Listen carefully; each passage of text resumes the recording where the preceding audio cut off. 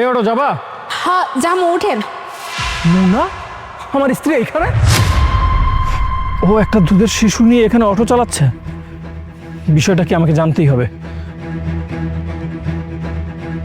আচ্ছা, আপনি একটা দুধের শিশু নিয়ে এভাবে অটো চালাচ্ছেন?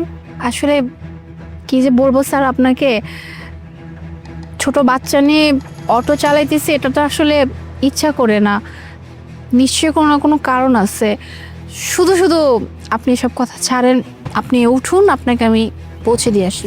না না, আপনি আমাকে বলুন, আপনি একটা দুধের বাচ্চা নিয়ে এভাবে অটো চালাচ্ছেন, আপনার পরিবারে কেউ নেই? আসলে আমার পরিবার বলতে আমার মা বাবা নাই, কিন্তু আমার ছোট্ট একটা পরিবার আছে। আমার স্বামী, আমার শ্বশুর, শাশুড়ি, ননদ সবাই আছে। আচ্ছা, আপনার স্বামী আছে, সংসার আছে, তাহলে আপনার স্বামী কোথায়? আপনার স্বামী আপনাকে অটো চালাতে দিচ্ছে এইরকম দুধের শিশু নিয়ে? আপনি আমাকে একটু খুলে বলুন তো বিষয়টা কি। আপনি যেহেতু এত করে বলতেছেন, তাহলে আমি আপনাকে বলতেছি। আসলে শুধু আপনি না, আমি প্রত্যেক দিন যত প্যাসেঞ্জার আমার অটোতে তুলি, মোটামুটি সবাই অবাক হয়ে যায়। কারণ এরকম একটা দুধের বাচ্চা নিয়ে অটো চালায়, এটা তো আসলে খুব একটা স্বাভাবিক না। আসলে স্যার, আমার যে স্বামী অনেক ভালো একটা মানুষ, জানেন, আমাকে ভালোবেসে বিয়ে করছে। আমার মা বাবা এ দুনিয়াতে বেঁচে নাই, আমি এতিম একটা মেয়ে ছিলাম, কিন্তু আমার স্বামী আমাকে অনেক ভালোবাসে, আমাকে ভালোবেসে বিয়ে করে। আসলে সমস্যাটা ওই জায়গায়, আমি এতিম, আমার কেউ নাই। আমার স্বামী যখন আমাকে বিয়ে করে ওর বাড়িতে নিয়ে যায়, কেউ আমাকে ওভাবে পছন্দ করে নাই, কারণ তারা সবাই চাইছিল যে আমার স্বামী হৃদয়ের জন্য ভালো একটা মেয়ে আনবে, অনেক বড় পরিবার থেকে একটা মেয়ে আনবে। কিন্তু তারা তো সেটা আর পারলো না, কারণ তাদের ছেলে আমাকে পছন্দ করে তাদের বাড়ির বউ বানিয়ে নিচ্ছে। তখন থেকেই না তারা আমার সাথে একটু কেমন কেমন ব্যবহার করতো। আমি অবশ্য বুঝতাম, কিন্তু আমি ওভাবে মনে কষ্ট নিতাম না, কারণ কি আমার স্বামী আমাকে অনেক ভালোবাসে। আর একটা মেয়ের জীবনে তার স্বামী যদি ভালো হয়, আর কিচ্ছু লাগে না। হঠাৎ করে একদিন বলল যে আমার স্বামী নাকি দেশের বাইরে যাবে কাজের জন্য।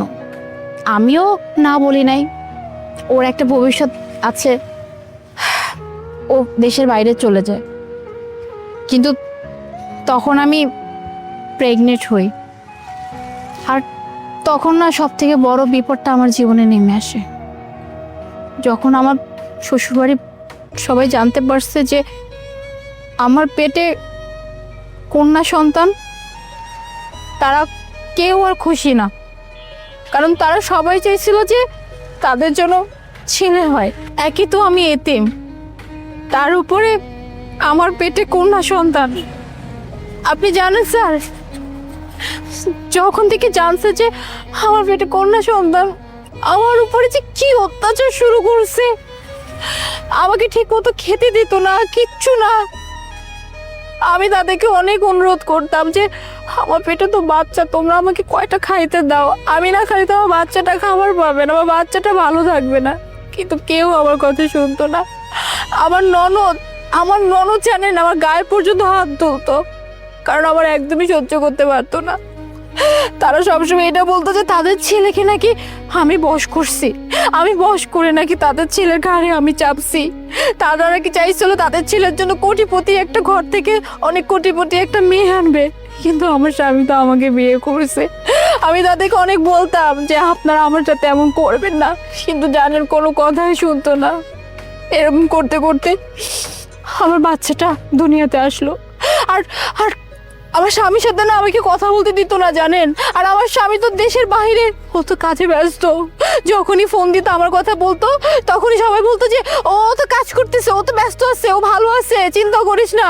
আমাকে একটা বার কথা বলতে দিত না।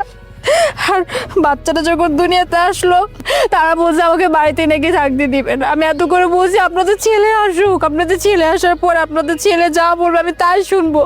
কেউ আমার কথা শুনে নাই। একদিন সবাই মিলে আমার এই বাচ্চা সব আমাকে বাড়ি থেকে বের করে দিছে। আর আমি তো আমার স্বামীর কোনো কিচ্ছু জানি না, আমার কাছে ফোন নাই, কিচ্ছু নাই। আমি তো গ্রামের একটা মেয়ে, এত কিছু তো আমি বুঝি না। এরপর থেকে আমি বাচ্চাটা নিয়ে আমি এইভাবে রাস্তায় রাস্তায় ঘুরতাম।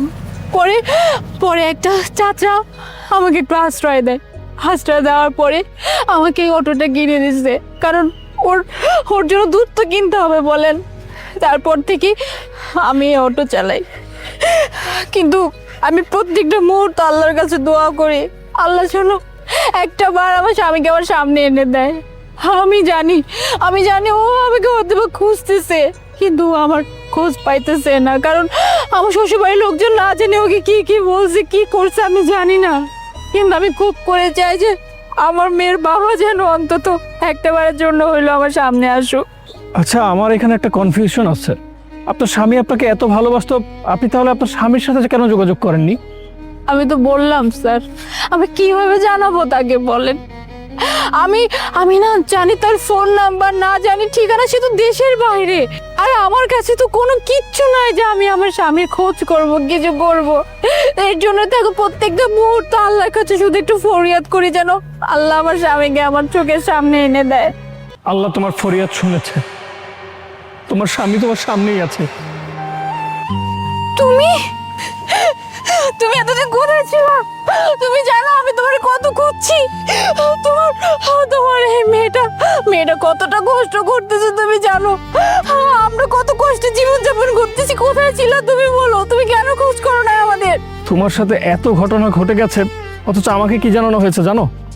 আমাকে জানানো হয়েছে তুমি আমার সন্তান নষ্ট করে তুমি তোমার প্রেমিক পুরুষের সাথে বাসা থেকে চলে গেছো।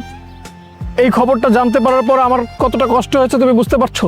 যে আমার সন্তান, তুমি সেই সন্তানকে নষ্ট করে তুমি তোমার বয়ফ্রেন্ডের সাথে চলে গেছো। নিউজটা শোনার পর আমার বিশ্বাস করতে প্রচন্ড কষ্ট হয়েছে। কিন্তু আমাকে বলো, আমি বিশ্বাস না করে কি করতাম? তুমি তো আমার সাথে কোনো যোগাযোগ করোনি, তুমি আমার সাথে কোনো যোগাযোগ করোনি।